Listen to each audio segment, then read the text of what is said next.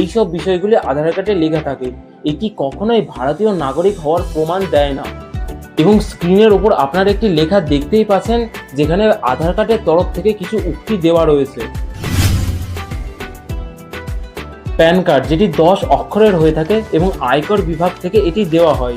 এর মাধ্যমে কোনো ব্যক্তির যে ইনকাম রয়েছে এবং যে খরচ রয়েছে সেটি একটু হিসাবে রাখা হয় এবং যে ট্যাক্স রয়েছে সেটিকে দেখাশোনা করা হয়।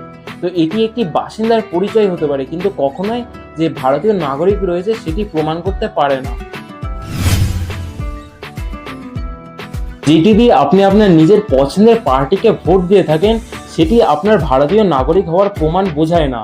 কারণ এটি স্পষ্টভাবে বলা আছে যে যদি ভারতীয় নাগরিককে নিয়ে কখনো প্রশ্ন ওঠে, তাহলে এই ভোটার কার্ডকে ভিত্তি করে কখনোই এই সিদ্ধান্ত নেওয়া যাবে না যে কে এই ভারতীয় নাগরিক এবং কে এই ভারতীয় নাগরিক নয়। বিষয়টা শুনে কেমন একটা ইয়ে লাগছে না?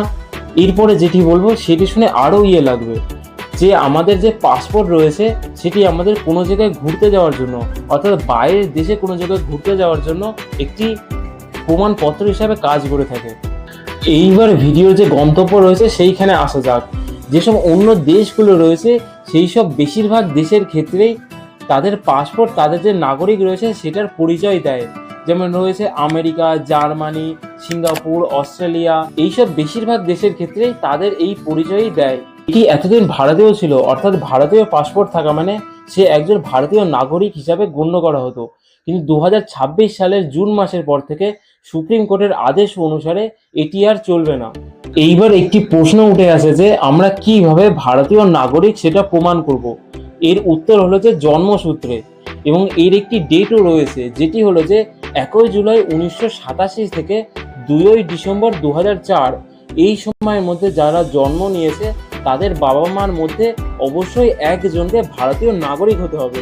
এবং এই যে 2 ডিসেম্বর রয়েছে এর পর থেকে, অর্থাৎ 3 ডিসেম্বর 2004-এর পর থেকে এখন সময় পর্যন্ত যাদের জন্ম হয়েছে তাদের যে বাবা মা রয়েছে তাদের 2 জনকে ভারতীয় নাগরিক হতে হবে। তো আমরা নিজেদের ভারতীয় নাগরিক হওয়ার পরিচয় এটি নিজেদের মা বাবা থেকে দিতে পারি। দিন আগে যে এসআইআর হয়েছিল সেইখানেও আমরা এই রকম জিনিসই দেখতে পেয়েছিলাম। তো এই ছিল আজকের ভিডিও। আজকের ভিডিওতে আমরা ভারতীয় নাগরিক হওয়ার কিছু বিষয় নিয়ে আলোচনা করেছি। ভিডিওটি ভালো লাগলে অবশ্যই নিজের মতামত ভিডিওটিতে জানাবেন এবং কমেন্টে নিজের যে প্রশ্ন রয়েছে সেটিকে দেবেন। এবং ভিডিওটি ভালো লাগলে অবশ্যই ভিডিওটিকে একটি লাইক করবেন এবং চ্যানেলটিকে অনুসরণ করে রাখবেন, কারণ আমি বাংলায় ভিডিও বানাই। তো চলুন আজকের জন্য এটুকুই, দেখা হচ্ছে পরের ভিডিওতে।